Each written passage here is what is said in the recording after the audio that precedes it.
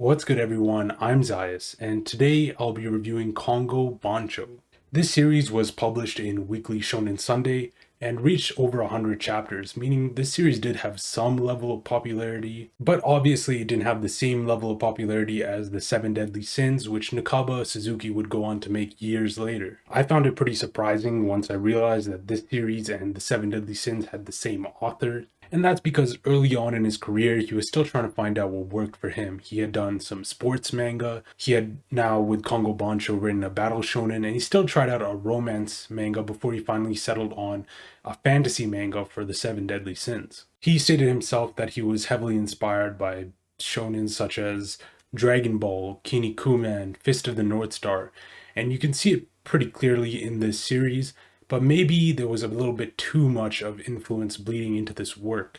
The battle shonen genre is just so crowded right now, and we've seen so many different types of battle shonen. So if you want to write a battle shonen, you really have to lock it in and bring something special.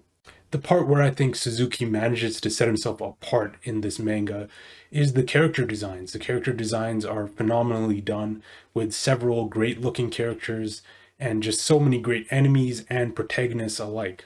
The impressive part about this is not only that all the characters look great, but it's also how many characters there are. There's probably about 40 characters in this series, and all of them look great. I couldn't criticize a single one of the fighters for not looking like a total badass. The characters are so filled with personality just from their designs that they don't even need to say much for you to appreciate a character and get a feel for what a character is like, just based off how they look. I love Delinquent series, and I saw Akira on the cover of this manga, which is what led me to read this.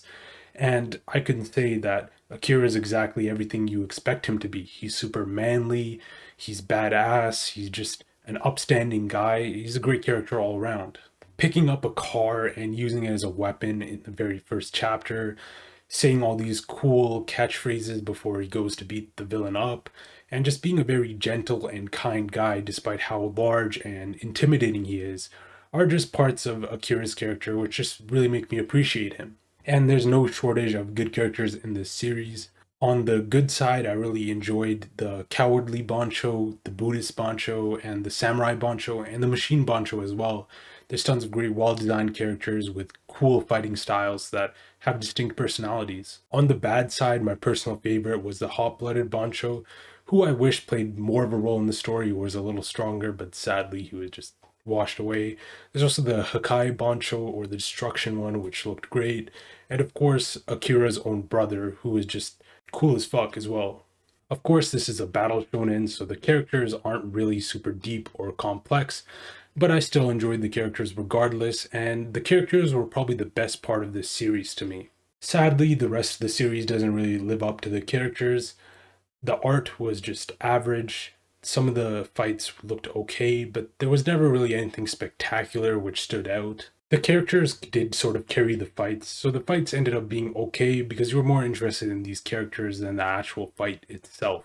But at the same time, the fights just weren't that great. There was no crazy spreads, no huge, powerful scenes, no flashy attacks, nothing of the sort. Considering this is a battle shonen, I would say the artwork in the fights is probably what needs to improve the most for the series to be better, because the whole point of a shonen is the fights. The special moves are a pretty big letdown. A lot of them are just reused throughout the entire series, while not many of them are really worthy of being reused. The saddest attack, but at the same time the most hilarious one, is what I like to call the double fister. Akira will attack enemies by punching them with both of his hands at once. It actually looks like horrendous. It does not look like a special move. I could only imagine what would happen if somebody tried that in real life. It just looks so ridiculous that I find it a little funny, but yeah, you don't want your finishing move that you reuse 10 times to just look silly. The story itself is probably the worst part of this series. It's not necessarily bad, it's just ideas that we've seen before in tons of other battle shonens before this. The protagonist will take down an antagonist who's wreaking havoc and just hurting people in general. He'll convert them to the good side and convince them to better themselves.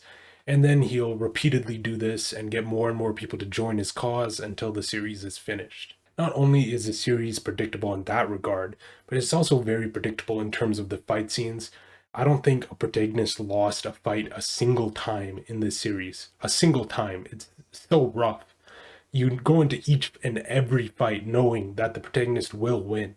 It's kind of hard to sit through all these fights knowing they're gonna win and still be excited for them. Not only that, but Suzuki also tried to convince us that a bunch of characters died when it was painfully obvious and everyone knew that no character was really gonna die in this series, except for at the end, which is understandable. But all of these fake out deaths that happen in the series really just shouldn't be there in the first place. It adds nothing to the series. Like, we're not One Piece here. The part towards the end with the Congos and all the lore behind them and how they sealed people off and they shaped the fate of the universe, I thought was kind of interesting.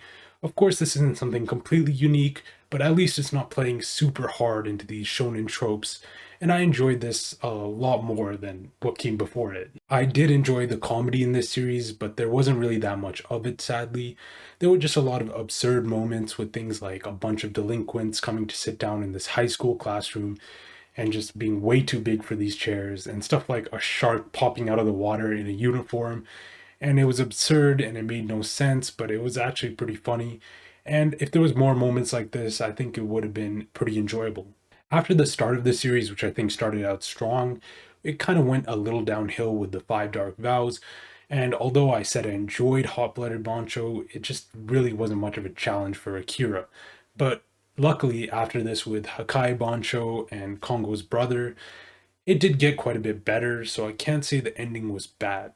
The Four Emperors had cool designs, but they kind of got skipped over a little bit, probably due to time constraints because it was nearing the ending. Maybe the series had to finish early, but I would say the ending was actually decent itself. The final battle was an epic one of massive proportions.